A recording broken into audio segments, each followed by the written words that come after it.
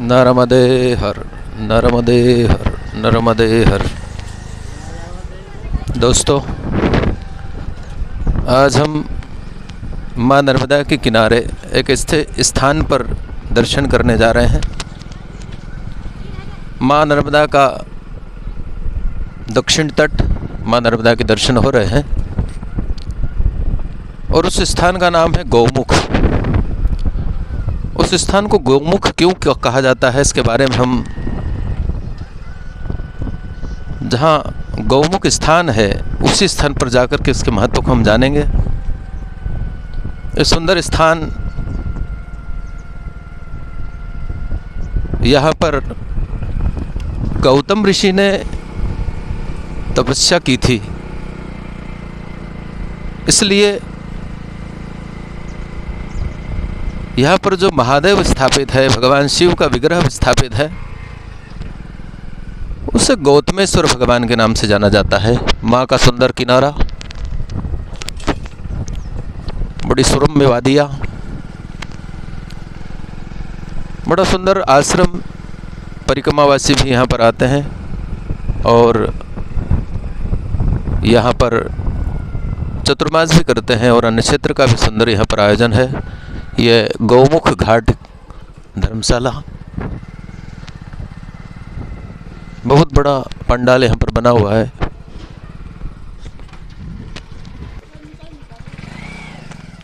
यह आश्रम का मुख्य गेट, श्री गौतमेश्वर महादेव गौमुख धाम टोकसर। बड़ा सुंदर दृश्य है यहाँ का। गौमुख श्री क्षेत्र गौमुख आश्रम टोकसर, बड़ा सुंदर प्रवेश द्वार है। अंदर दर्शन करेंगे, आइए। हम आश्रम में प्रवेश कर रहे हैं। बड़ा सुंदर आश्रम का दृश्य है।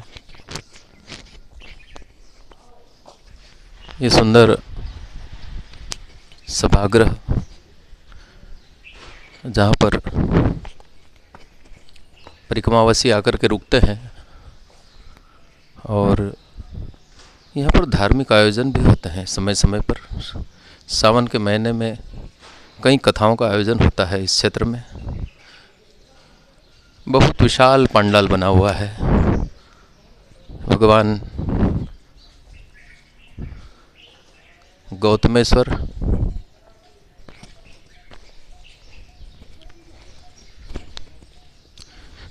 मंगल भवन,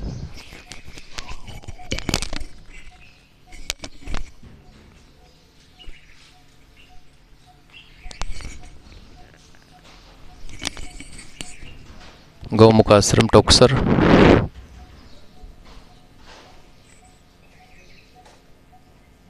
सुंदर दृश्य है।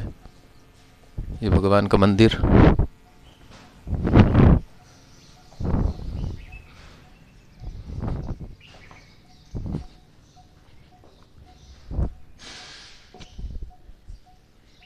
ये तुलसी जी।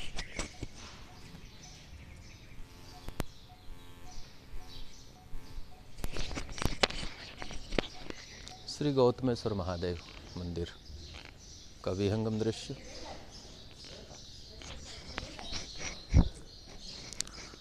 ये भगवान के मंदिर में जाने का मार्ग है। माँ नर्मदा का सुंदर किनारा। आइए हम माँ नर्मदा के दर्शन करते हैं।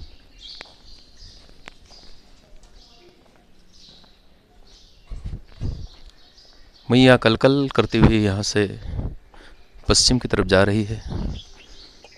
आइए मैया के किनारे चलते हैं। भगवती का सुंदर पावन किनारा।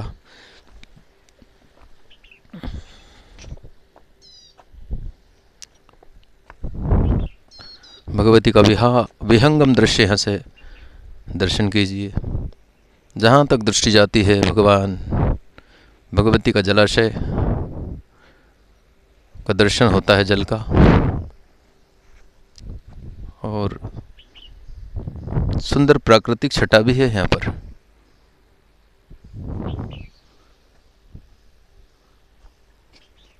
ओंकारेश्वर से लगभग पश्चिम में 20 किलोमीटर के आसपास की दूरी। ओंकारेश्वर से जैसे परिक्रमावासी परिक्रमा प्रारंभ करते हैं तो संभवतः ये दूसरा पड़ाव होता है गौमुख। यहाँ पर परिक्रमावासी एक रात्रि विश्राम करते हैं। माँ नर्मदा का सुंदर किनारा घाट बना हुआ है और पुनः हम भगवान के मंदिर की तरफ चलेंगे।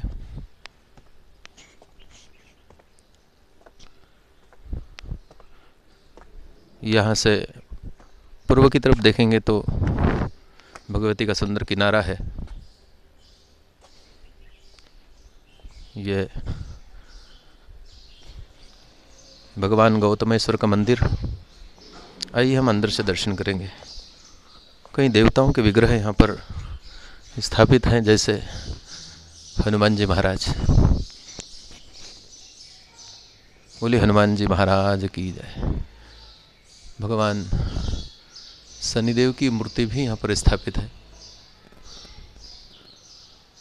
भगवान स्वर्ण भैरव की मूर्ति भी स्थापित है यहाँ पर। अखंड दीपक यहाँ पर हमेशा प्रज्वलित रहता है। आइए भगवान के मंदिर में प्रवेश करें। ये लिखा है यहाँ पर, श्री गौतमेश्वर महादेव मंदिर प्रांगण, ओंकार प्रभा अखंड ज्योति, घी की शनि महाराज तरफ तेल की जलती है अखंड ज्योति। ऐसे हम मंदिर में प्रवेश करेंगे। प्रारंभ में है नंदेश्वर भगवान, जिन्होंने यहाँ पर किसी समय में तपस्या की थी। ऐसे चंद्रशेखरानंद महाराज जी महाराज, जिनको दूधाधारी महाराज के नाम से भी जानते हैं, जो हमेशा दूध पीकर ही अपना जीवन व्यापन करते थे। ये भगवान गौतमेश्वर।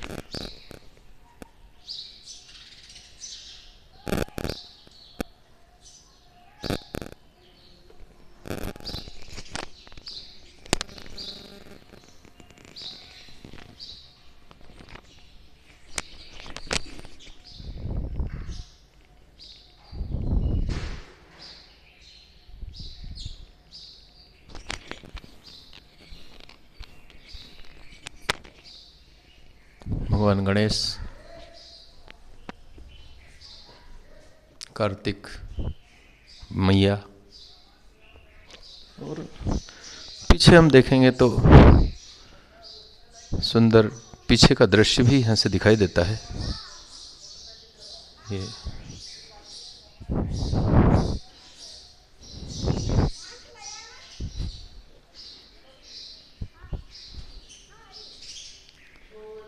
ग्रंथ पंथ सब जगत के बात बताओ तीन, राम हृदय मन में दया तन सेवा में लीन, ओम नमः शिवाय। यहाँ पर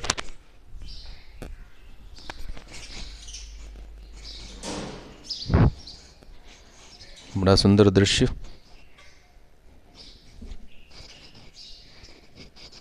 ये स्वामी श्री भगवतानंद जी महाराज का विग्रह है। और यहाँ पर जो है महाराज जी नर्मदे हर, महाराज जी नर्मदे हर, ये आश्रम के सेवादार हैं। नर्मदे हर महाराज जी। महाराज जी कितना समय हो गया यहाँ पर आपको? अच्छा अच्छा, वाह। ये महाराज जी हैं, यहाँ पर ज्योति की रक्षा भी करते हैं। अखंड ज्योति जलती है यहाँ पर। ये महाराज जी कई समय से यहाँ पर निवास कर रहे हैं। कहाँ से आए, किसको बता रहे जा रहे हैं? जय हो। पंडित जी एक ये परिक्रमा, ये माँ नर्मदा का विग्रह और मतंग मुनि, महर्षि मतंग मुनि का महाराज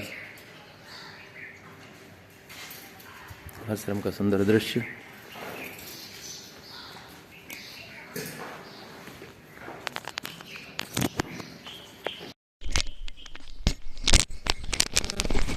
नीचे हम उतरेंगे तो पुनः बगीचे का दर्शन होगा। यहाँ पर सुंदर वाटिका लगी हुई है। यहाँ पर कई सांस्कृतिक, कोई पारिवारिक आयोजन भी यहाँ पर होते हैं। और अब हम उस स्थान पर चलेंगे जहाँ पर इस आश्रम को गौमुख क्यों कहा जाता है, क्या कारण है कि इस आश्रम को गौमुख कहा जाता है। हम उसी बावड़ी के अंदर चलेंगे जिस बावड़ी के अंदर एक पत्थर का गौमुख बना हुआ है, गाय का मुख बना हुआ है। और माँ नर्मदा का सुंदर दृश्य देखिए। आइए हम उसी बावड़ी के अंदर चलते हैं। ये पेड़ियाँ उतर करके हम उस बावड़ी के अंदर चलेंगे जहाँ पर गाय के मुंह से जल निरंतर उन दिनों में भी निकलता रहता है जब अकाल पड़ता है। चारों ओर पानी, जल का नामो निशान नहीं होता है। उस समय भी यहाँ पर गाय के मुंह से जल निकलता रहता है। ये सुंदर बावड़ी है और बावड़ी में हमेशा जल रहता है। ये बावड़ी और वो गौमुख के स्थान इस दर्शन करेंगे हम, जहाँ से हमेशा भगवान महादेव के ऊपर जल हमेशा गिरता रहता है, हमेशा अभिषेक होता रहता है। ऐसे स्थान का हम जाकर के अब दर्शन करेंगे।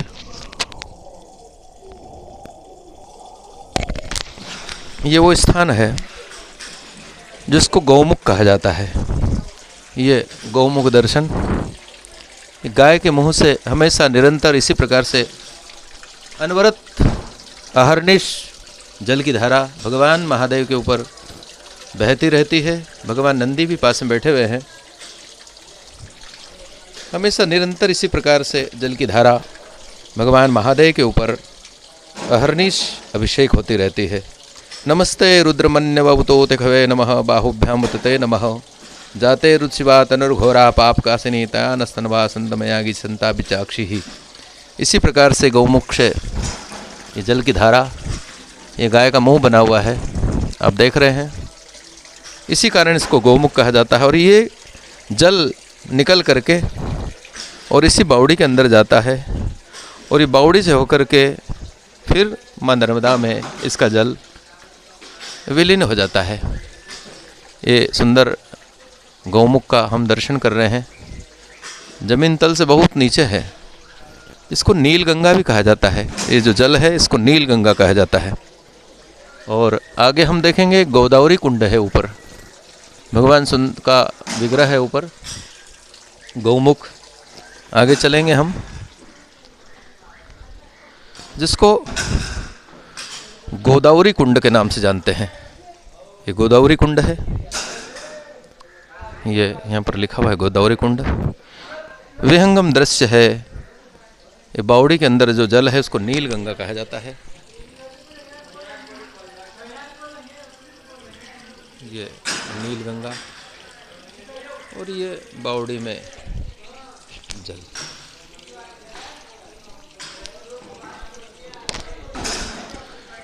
अभी इसका जीर्णोद्धार हुआ है, नहीं तो ये प्राकृतिक रूप से पुराने पत्थरों की बनी हुई थी पहले।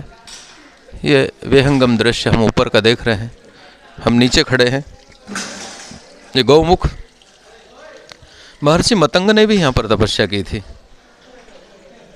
महर्षि गौतम ने भी यहाँ पर तपस्या की। और जहाँ का हम दृश्य देख रहे हैं वहाँ पर महर्षि गौतम ने तपस्या की और ऐसा कहते हैं अपनी निष्पाप पत्नी को श्राप दे दिया था पत्थर बनने का। और जब पश्चाताप हुआ तो उन्होंने मन में विचार किया कि मैं नर्मदा के तट पर जाकर के और माँ नर्मदा की आराधना करते हुए भगवान शिव की तपस्या करूं। और यहाँ आकर के उन्होंने भगवान शिव का आराधन किया, भगवान शिव की तपस्या की। यहीं से ऊपर चढ़ते हैं तो माँ रेवा का विहंगम दर्शन होता है। यहाँ पर कई परिक्रमावासी आते हैं। कभी कभी तो कम से कम 300 400 परिक्रमावासी नित्य प्रति आ जाते हैं। और यहाँ के सेवादार परिक्रमावासियों की खूब सेवा करते हैं। और कई कमरे बने हुए हैं।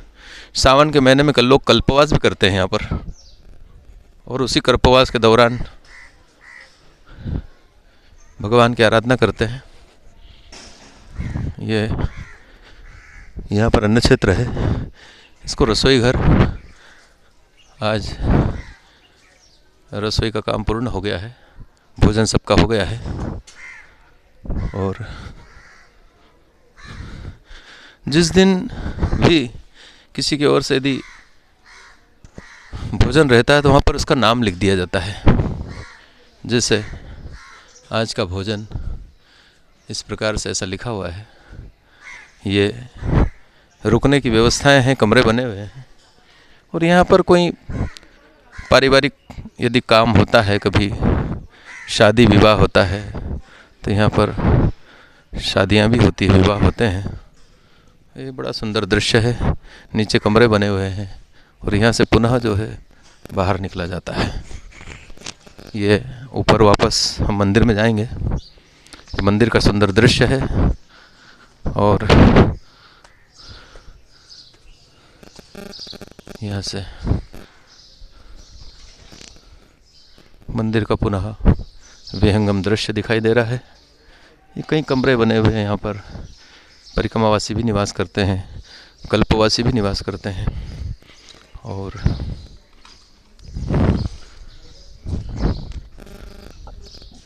विहंगम दृश्य। आइए आज की यात्रा को हम यहीं पर समाप्त करते हैं। नर्मदे हर, जय श्री राम। नर्मदा मैया की जय। जय श्री राम। ये हमारी माता जी हैं और यहाँ पर परिक्रमावासी की सेवा करती है। कई दिनों से यहाँ पर निवासरत है, बरसों हो गए इनको। पूरा जीवन इन्होंने सेवा में लगाया है। माता जी यहीं पर परिक्रमावासियों की सेवा भी करती है और अपना साधना भी करती है। जय श्री राम।